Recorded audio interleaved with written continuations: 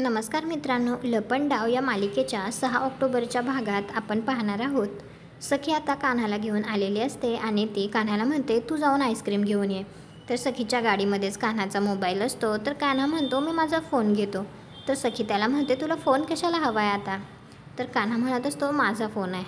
तर लगेच सखी रागातच त्याला ओरडत म्हणते, तू आणणार आहेस की नाही? तर कान्हा म्हणतो, ठीक आहे, फोन राहू द्या, मी जाऊन घेऊन येतो. इकडे सरकारला कळतं की सखीची गाडीसुद्धा बाहेर नाही आहे. तर सरकार विचार करते, म्हणजेच ती गाडी घेऊन गेली आहे. पण एकटी गेली आहे की कोणासोबत गेली आहे हे मात्र सरकारला काही माहीत नसतं.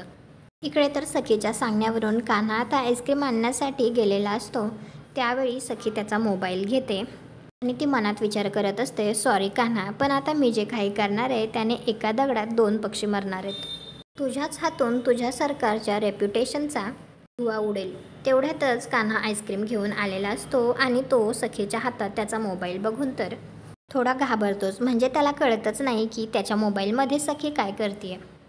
तुम्हाला हा भाग कसा वाटला ते कॉमेंट करून नक्की सांगा. व्हिडिओला लाईक करा, आपल्या मराठी मालिका चॅनलला सबस्क्राईब करा. भेटू उद्याच्या भागात.